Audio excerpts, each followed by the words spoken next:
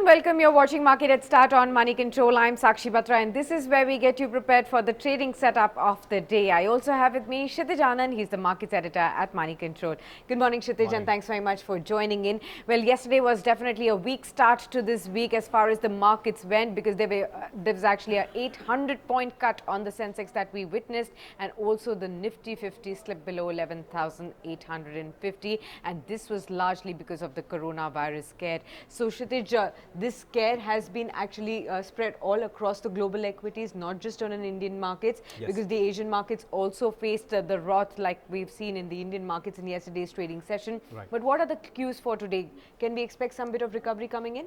Absolutely. Well, morning Sakshi, and good morning viewers. In fact, just as we talked about it in yesterday's morning setup as well as in the evening setup, we categorically told that 11,800 is likely to become a crucial support for the index.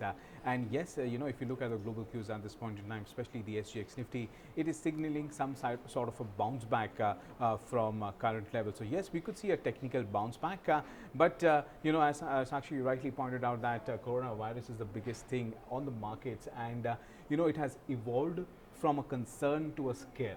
Right.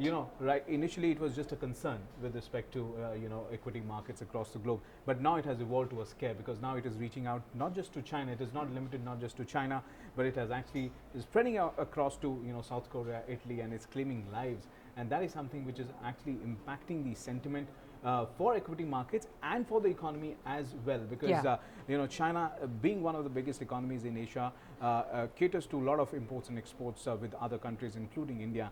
And yes, definitely, if something, if the shutdown prolongs for more than a month or 2 months per se, it will impact earnings for India Inc. as well. And that is why we are seeing a lot of outflows going out of not just from India but from emerging markets as well. And if you look at the FI activity, in yesterday's trading session, FI has pulled out more than 1,000 odd crores from the Indian equity markets, what is benefiting out of it is gold. Gold has inched to 7-year high, the spot gold. But if you look at the Indian markets, India MCX April gold futures, they have hit a fresh record high above 43,500, and who would have thought, 10 days ago it was trading at 40,000 40,000 rupees per 10 grams, and just in a matter of few trading sessions it has actually climbed to 43,500. Now most experts have a target of 44,000 for the gold, but nobody would have thought that it would actually come in just matter of few trading sessions.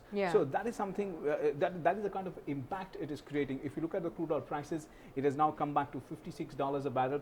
A few days back it was trading at $60. So yes, global crude oil prices is also feeling the heat of a global slowdown, and not just India slowdown, but it's more of a global slowdown. Coronavirus actually claimed more than 2,400 lives in China, and the live, it is increasing with the geography as well.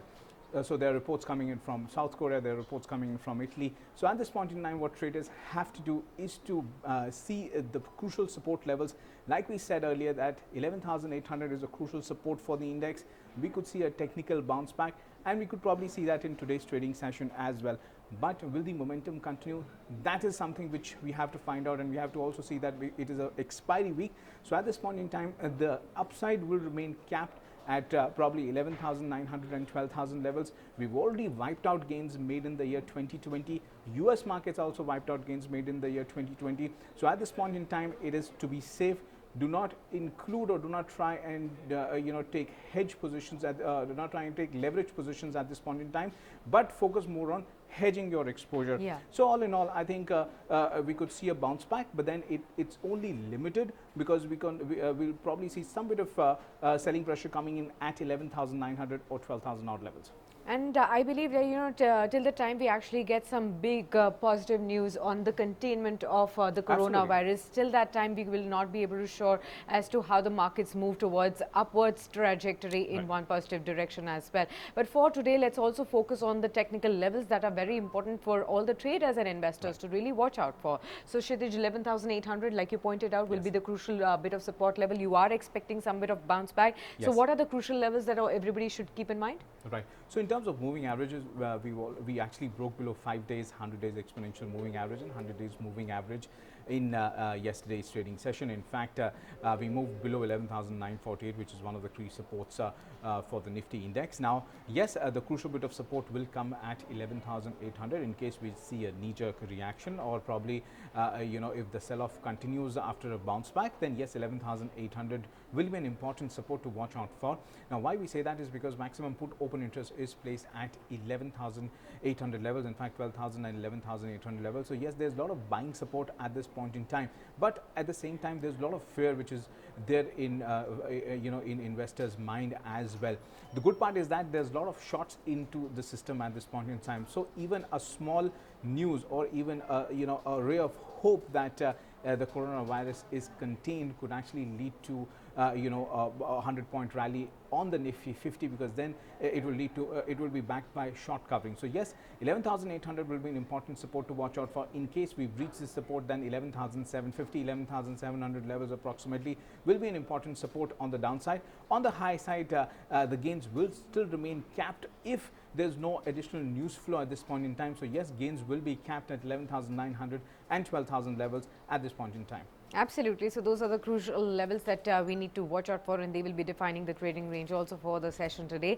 But apart from the technicals, if you really need to have a stock specific approach for a day like today, a whole host of stocks will be in action on the back of news flows. So Kshitish, the top stocks on your radar for today? Right. Well, the first stock that we have on the list is Aditya Birla Capital. In fact, the company said on Monday that it has received a foreign investment of rupees 1,000 crores from Jumal Investment Limited in lieu of preferential allotment of shares. TVS Motor will be in focus. Now, the Chennai-based company on Monday said the coronavirus outbreak has impacted the supply of certain components, thereby affecting about 10% of its planned production for February. Something we've already been talking about in our earlier discussion, that yes, if the logjam continues with respect to the coronavirus in China, it will impact supplies, and that is something which is already happening with respect to India Inc. And TVS Motor is one such company which has come out with its report. Apart from that, HUL will be in focus. Now, the board of HUL on February 24th gave its nod to the formation of a new subsidiary that will be 100% owned by the company.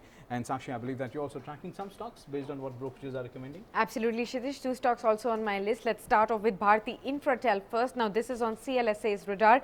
They have maintained a sell call on the stock with a target price at 200. Remember, this has been trimmed down further from the 230 rupees target price they earlier had on Bharti Infratel. Now, remember, the Vodafone Idea's potential insolvency will actually lead to a collapse in the company's tower tenancy. So that could be a big worry. AGR relief for Vodafone Idea is definitely a prerequisite for the merger with Indus Towers as well. So now Vodafone Idea's potential insolvency may also terminate the Indus Towers merger as well. So that is a bit of an overhang. On the other hand, Indigo is also on the radar of Credit Suisse. They've maintained an outperform rating with a target price of 1,850 rupees per share. They've also cut the earnings expectations for FY 2021 and 22 respectively. Also, they have expected that the company's earnings will revive as the cost structure spike tapers off as well. Now, going forward, weak SpiceJet balance sheet and also Air India disinvestment will be added on opportunities for Indigo going forward. We also have some technical recommendations for you. So, Kshitish, who have you spoken to and what do we have?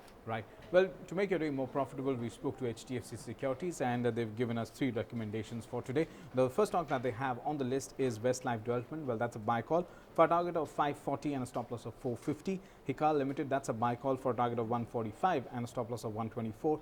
Bajaj Auto, well, that's a sell call for a target of 2,730 and a stop loss of 3,150. Now, remember, the return potential is close to 8 to 12% on all the 3 stocks. Well, these are not intraday trading ideas, but more of a positional play. So, in case you initiate any positions based on these recommendations, well, do consult your financial advisor. Right. Thanks a lot, then, Kshitish, for sharing these ideas with us. And with that, it's a wrap here on this edition of Market Headstart. You stay logged on to moneycontrol.com for more news and updates. Thanks for watching. Thank you.